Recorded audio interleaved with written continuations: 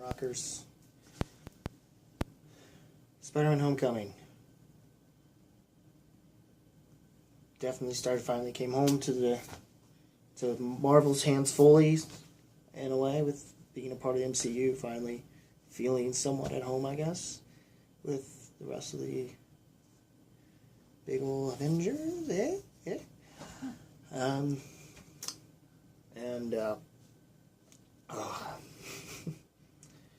This was damn good. Great, I'd say great as well. Now, there are other films that we could mention, Logan, Wonder Woman, that were better, but as far as this year.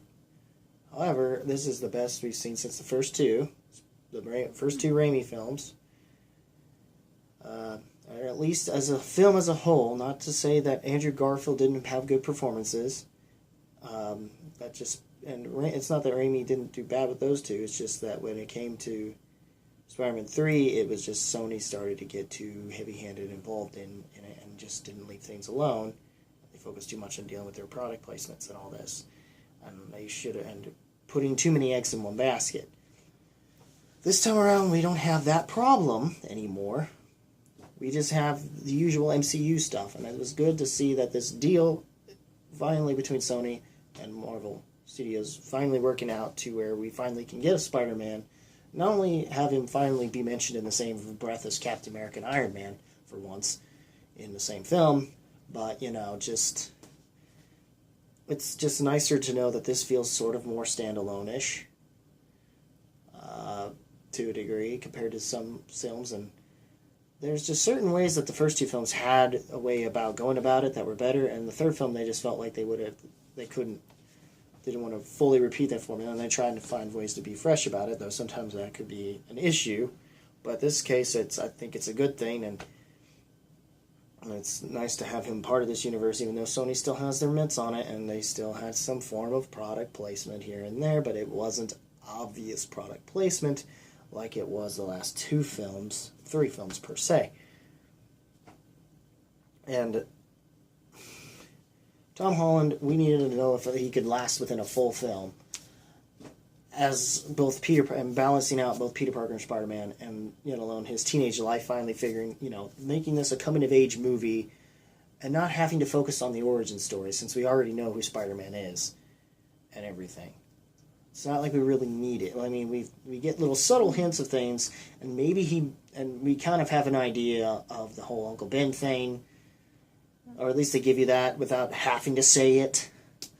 Though it's possible that will possibly be mentioned in the next one, or maybe they won't, or I don't know what they'll do. But man, this film was also pretty funny. A lot of '80s teen comedy in the vein of a John Hughes type of film from the '80s.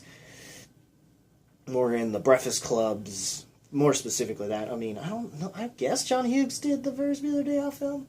I'm not sure. I don't know. But it's kind of more those types of films, as opposed to, and maybe it has some elements of like your 16 Candles or your, I wouldn't necessarily say Pretty in Pink though, but it's possible. I'd definitely say more 16 Candles, even though I've never really seen 16 Candles in its entirety. You have to see it. Okay, alright. Yeah. Is it too girly though? That's the thing. Because Breakfast Club definitely wasn't. No, that... And I know Ferris Bueller's Day Off definitely wasn't. No. I would say it's girlier than Breakfast Club, but I don't... I mean, you have to understand, I do like some girly movies. Not all of them to the entirety, but I'm always more of the action movie girl. Yes. It's just part of the reason, which is another thing you can address if you'd like on your end of things, if you wish, on how the action was in this movie, of course. It was awesome. It's pretty good. I didn't say it's like Logan. Oh, no. Or anything like that, but it's definitely nice to see. There's definitely a lot of different changes, and I think if you're a Spider-Man fan, you should check this out. But the thing is, we haven't had a good villain MCU-wise outside, or at least one that we want to keep around. That's really good for a while, and Michael Keaton's Vulture was I think Adrian That's good. Toomswelter, yes, he was the best. He was great in this. He was. They actually were able to find ways to make him more than just some bad guy doing bad things kind of ordeal. You know, just don't make him like a flat villain. And when you have Michael Keaton, you can't do it. You shouldn't do that. And when there is a certain scene that definitely changes the dynamic and adds more to both the story and both to the villain himself. But that we will not get into until spoilers, which is where this will come in, but not yet. Not yet. And Michelle's was... There wasn't much to Michelle's character, Zendaya's character, Michelle Jones.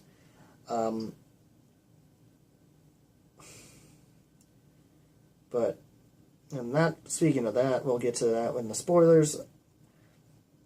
I was definitely happy with Jacob Batalon's Ned, and I'm guessing the basis was considered to be Ned Leeds, who is one of the many incarnations of the Hobgoblin.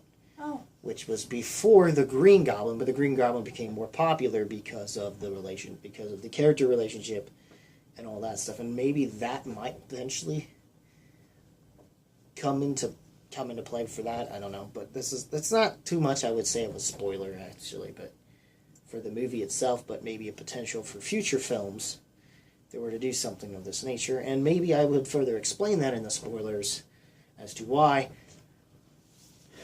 And Donald Glover has a role in this film. There's some other characters that most people will not know that are in this film. Well, that's mostly just there, but that was hinted at, I guess, and we'll get to that in a couple of the post-credit scenes. Hannibal Buress was in this thing, and he was funny. Funny for being given his usual dry humor that kind of usually balances out when he's on Eric Andre's show. With that of Eric Andre himself on Adult Swim. Though I have yet to see his stuff because every episode just gets weirder and weirder and weirder and more insane. You understand how that is when he completely comes in and destroys his own set.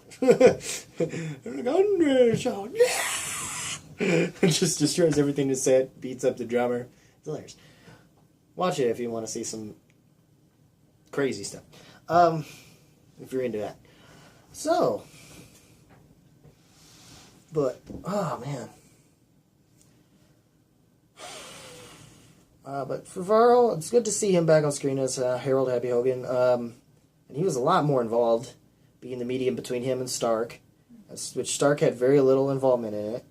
And when he showed up, when he showed up and actually was involved, his scenes were great.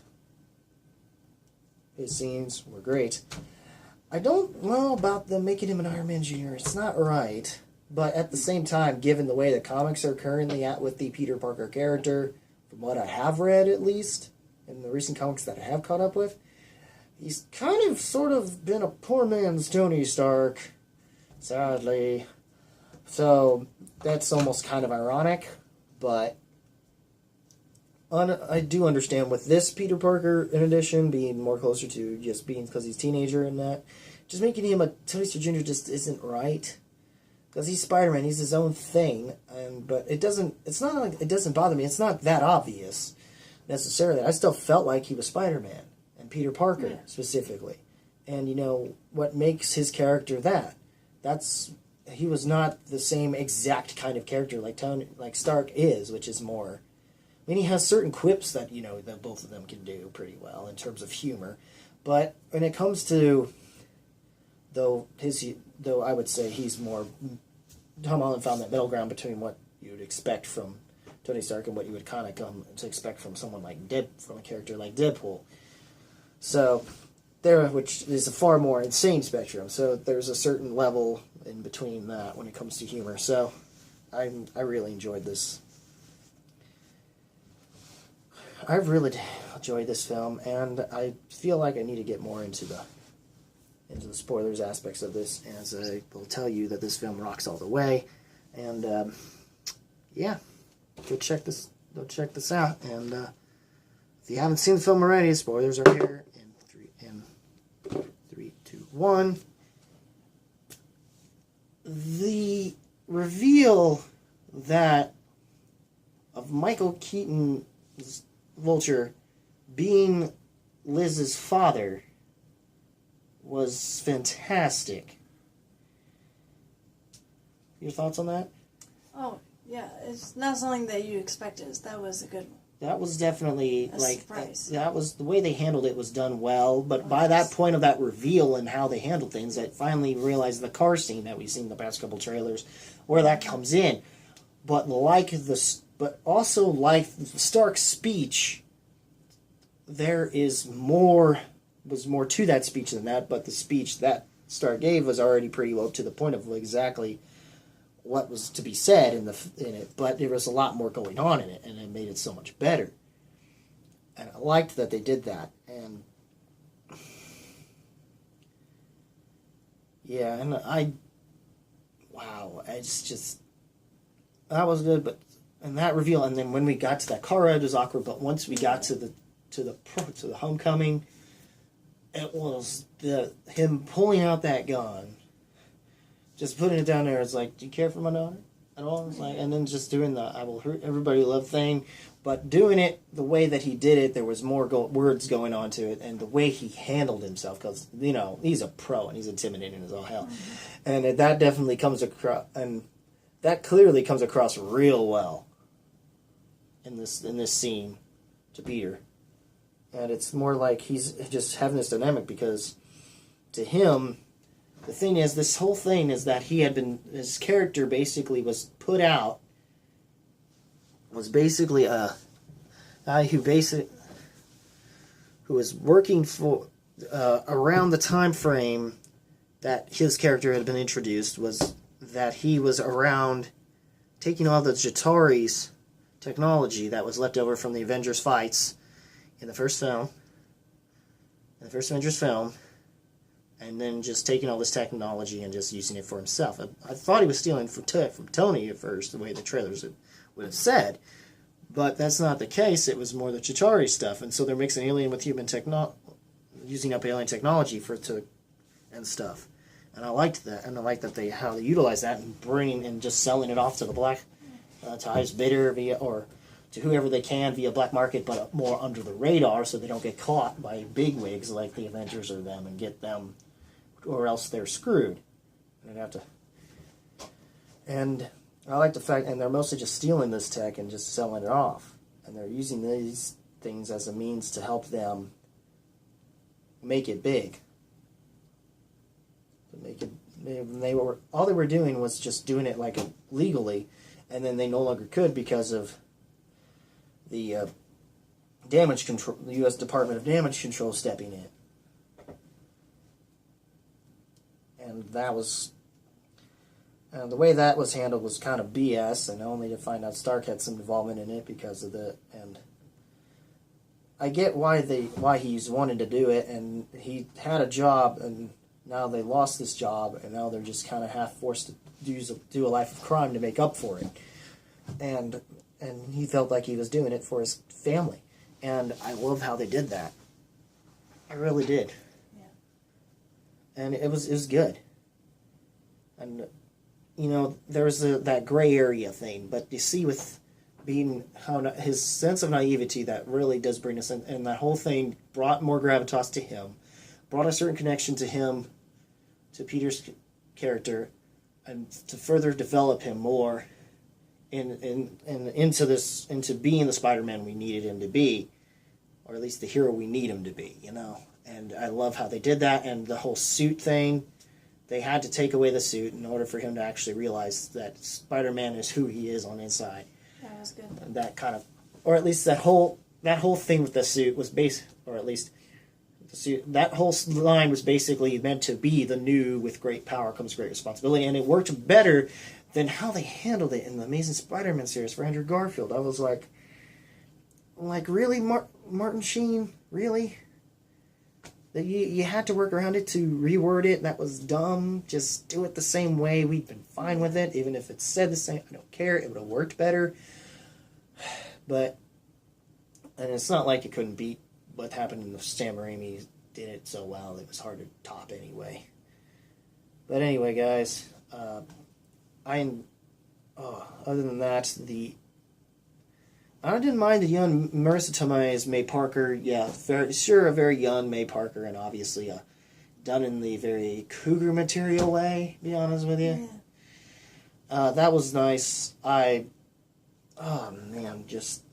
glad we finally, to a degree, we got something that I wanted to see out of Spider-Man to a degree. Even if the fact that the biggest issue was sacrificing his spider sense, which I think which they didn't do, but yet Kevin Feige said they gave him spider sense, allowed him to keep the spider sense. But yet, if that were the case, unless for some reason the excuse is, but yet it still doesn't make sense because of the Vulture thing.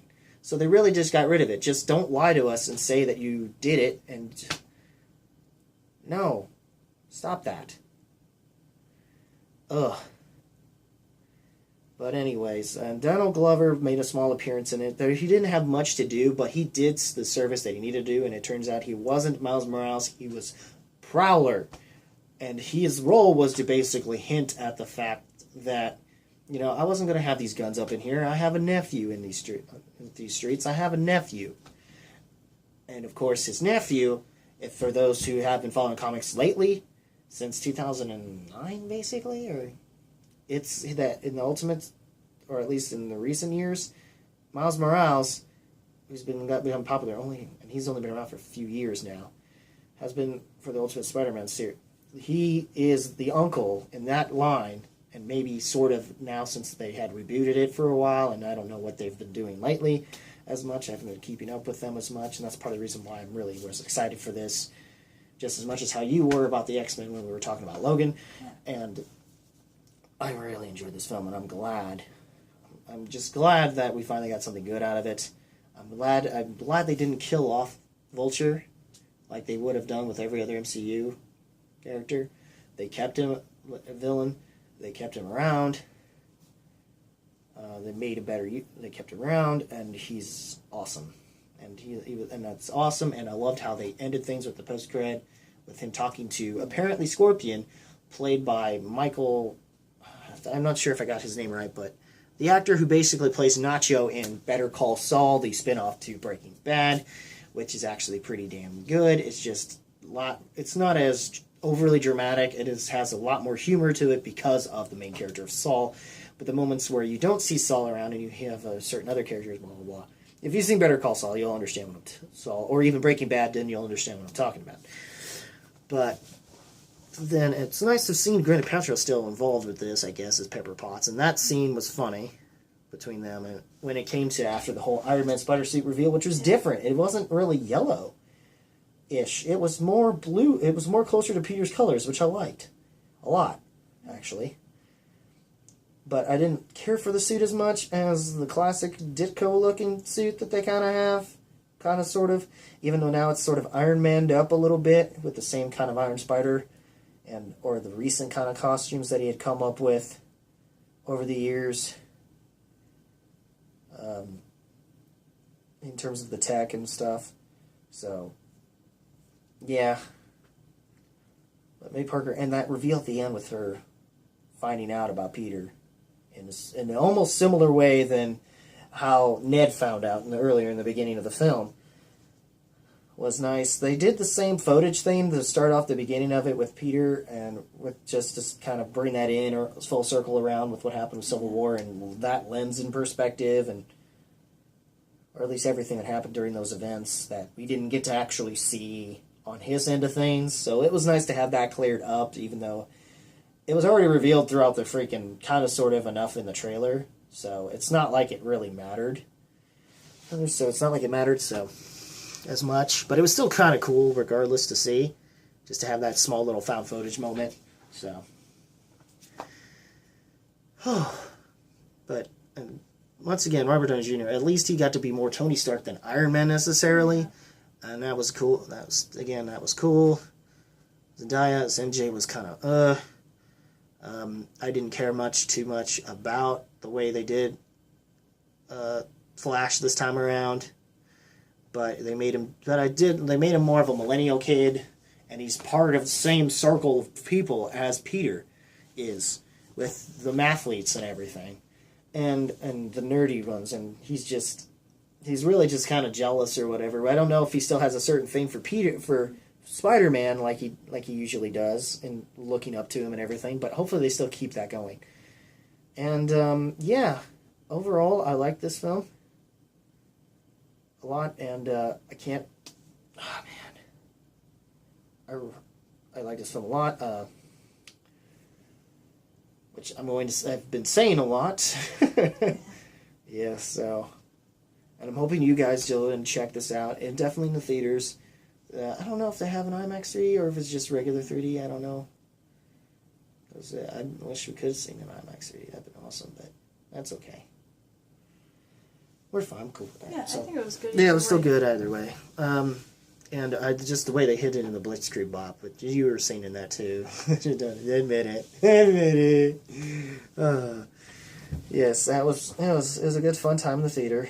Oh yes. Oh yes. So, and yeah,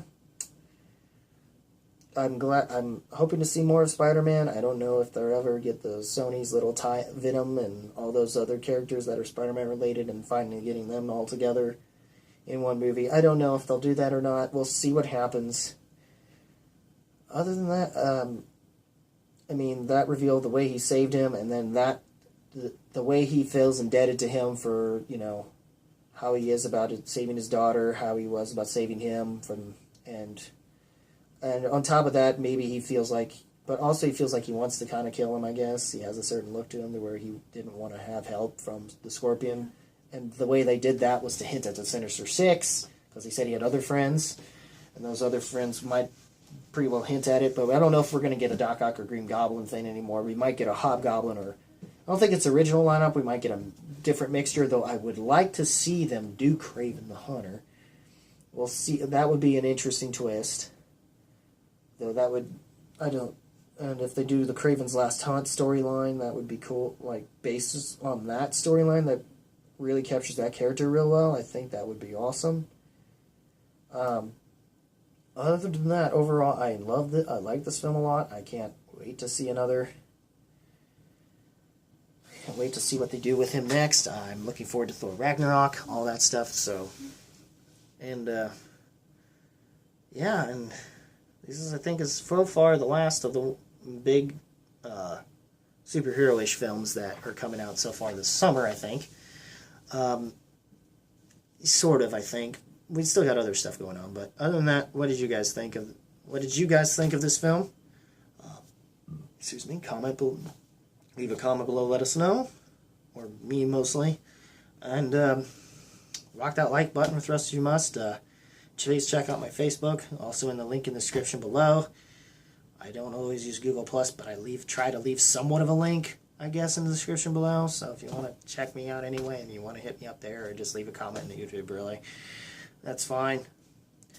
I try to reply the best I can. Sometimes I don't always do that, and eventually I will get time to try to reply to you.